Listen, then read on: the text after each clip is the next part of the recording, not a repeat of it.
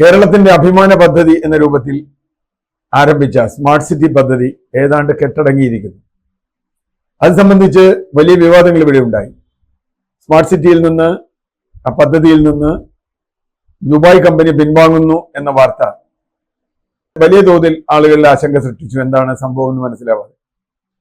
മാത്രമല്ല, അതിന് നഷ്ടപരിഹാരം കൊടുക്കാൻ കേരള ഗവൺമെന്റ് തയ്യാറായി എന്നതാണ് വിചിത്രമായ കാര്യം. കേരളം നഷ്ടപരിഹാരം കൊടുത്ത് കേസിൽ നിന്ന് ഒഴിവാക്കി ആ 242 ഏക്കർ ഭൂമി തിരിച്ചെടുത്ത് പുതിയ വ്യവസായികൾക്ക് കൊടുക്കണം. ഈ കേസിനൊക്കെ പോയാൽ ഒരുപാട് സമയമാവും.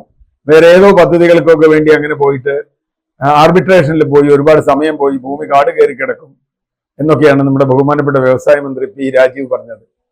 പച്ചക്കള്ളമായിരുന്നു എന്നാണ് ഇപ്പോൾ മനസ്സിലാവുന്നത്. കേരളത്തിന്റെ കുഴപ്പം കൊണ്ടല്ല, കേരള ഗവൺമെന്റും ടീകോം കമ്പനിയും തമ്മിലാണ് കരാർ. അത് വെച്ചുണ്ടാക്കിയ സ്പെഷ്യൽ പർപ്പസ് വെഹിക്കിളാണ് സ്മാർട്ട് സിറ്റി എന്ന് പറയുന്ന ഈ പ്രോജക്റ്റ്. അത് ഒരു പാർട്ടി പിന്മാറുമ്പോൾ പിന്മാറുന്ന പാർട്ടി നിലനിൽക്കുന്ന പാർട്ടിക്കാണ് നഷ്ടപരിഹാരം കൊടുക്കേണ്ടത്. നമ്മളോട് പറഞ്ഞത് സ്മാർട്ട് സിറ്റി നിന്ന് പിന്മാറാൻ തീരുമാനിച്ചിരിക്കുന്നു. അതിന് കാരണമായി CPM നേതാക്കളും രാജീവ് അടക്കം പലരും പറഞ്ഞത് ദുബായിലെ നയം മാറിയിരിക്കുന്നു. അവർക്ക് വിദേശത്തെ ഇൻവെസ്റ്റ്മെന്റ് സാധ്യമല്ല. അതുകൊണ്ട് ദുബായ് ഗവൺമെന്റിന്റെ ഭാഗമായി കമ്പനിക്ക് പുറകോട്ട് പോകേണ്ടി വന്നിരിക്കുന്നു. അതുകൊണ്ട് അവർ പോകുന്നു. അപ്പോൾ നമ്മൾ ചോദിച്ച വളരെ ന്യായമായ ചോദ്യം, നഷ്ടപരിഹാരം നമ്മൾ എന്തിനാ അങ്ങോട്ട് കൊടുക്കുന്നത്? അവർ പിൻവാങ്ങുകയാണെങ്കിൽ, അവരുടെ കാരണം കൊണ്ടാണ് പിൻവാങ്ങുന്നതെങ്കിൽ. അപ്പോഴാണ് നേരത്തെ പറഞ്ഞ ന്യായങ്ങൾ പറഞ്ഞത്. ഇത് ഒരുപാട് വൈകി പോകും, ആർബിട്രേഷൻ ആവും, കേസ് ആവും. എന്തിനാ കേസിന് പുലിവാലിന് പോണേ? നമ്മൾ സാധാരണ നാട്ടുകാരോടും പറയില്ലേ, എന്തിനാ ഇപ്പൊ ഒരു വണ്ടി മുട്ടിയാൽ എന്തിനാ കേസിന് പോണേ? എന്തെങ്കിലും കാശ് കൊടുത്തത് അവസാനിപ്പിക്കുക പറയും. ഏതാണ്ട് അതുപോലെ നമ്മളിത് അവസാനിപ്പിക്കുകയാണ്, കേസിനൊക്കെ പോയി ഒരുപാട് കാലമാവും എന്നാണ് മന്ത്രി പറഞ്ഞത്. പെട്ടെന്ന് സാധാരണ ആളുകൾ അത് വിശ്വസിച്ചു പോകും. പക്ഷെ അന്ന് ഞങ്ങളെ പോലുള്ള ആളുകൾ ഒരു സംശയം ഉന്നയിച്ചിരുന്നു. കേരള ഗവൺമെന്റിന്റെ ഭാഗത്ത് എന്തെങ്കിലും തെറ്റുണ്ടോ? തെറ്റില്ല എന്നാണ് ഇവർ ഉറപ്പിച്ച് പറഞ്ഞതെങ്കിൽ ഇപ്പോൾ അതിന്റെ രേഖകൾ പുറത്തു വന്നിരിക്കുന്നു. നിരവധി കത്തിടപാടുകൾ ഇപ്പോൾ ചില മാധ്യമങ്ങളിലൂടെ നമ്മുടെ മുമ്പിലുണ്ട്. ആ കത്തിടപാടുകൾ പറയുന്നത് ഒരു 10 കാരണങ്ങളെ പോലെ അവർ പറയുന്നു. ഒന്ന്, ഈ ഭൂമിയുടെ പാട്ടക്കരാർ വേണ്ട രീതിയിൽ നടപ്പാക്കാൻ സർക്കാരിന് കഴിഞ്ഞില്ല, കൈമാറ്റം കഴിഞ്ഞില്ല.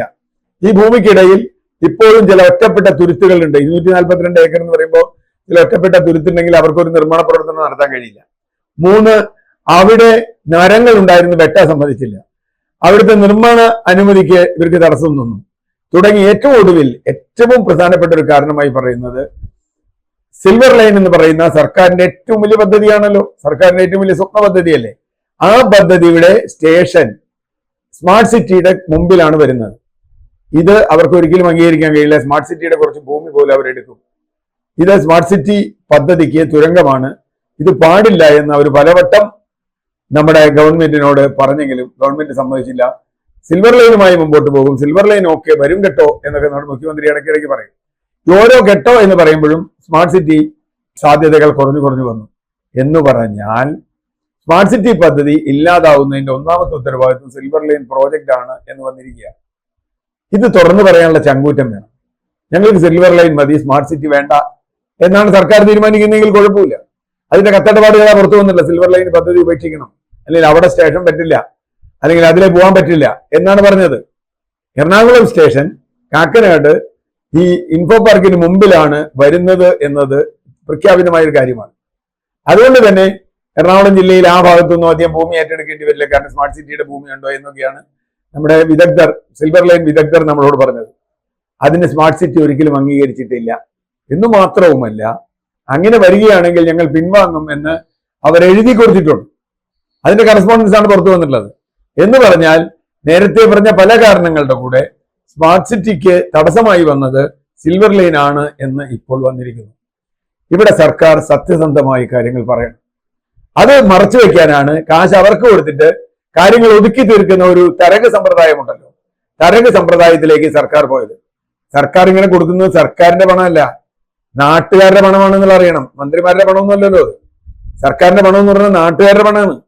ആ പണം എടുത്ത് കോടിക്കണക്കിന് രൂപ അവർക്ക് കൊടുത്ത് അത് കഴിഞ്ഞ് അവരെ തൽക്കാലം ഒഴിവാക്കി വിട്ട് ഈ സ്മാർട്ട് സിറ്റി പദ്ധതിയെ ഇല്ലാതാക്കി ആ ഭൂമിയും വലിയ തോതിലുള്ള കച്ചവടക്കാർ വന്നിട്ടുണ്ട് എന്ന് അന്ന് തന്നെ നമ്മൾ കണ്ടിട്ടുണ്ട്. ഭൂമി കച്ചവടം നടത്താനും സിൽവർ ലൈൻ പദ്ധതിക്ക് ഉണ്ടാകുന്ന ഒരു തടസ്സം നീക്കാനുമാണ് ചെയ്തത്.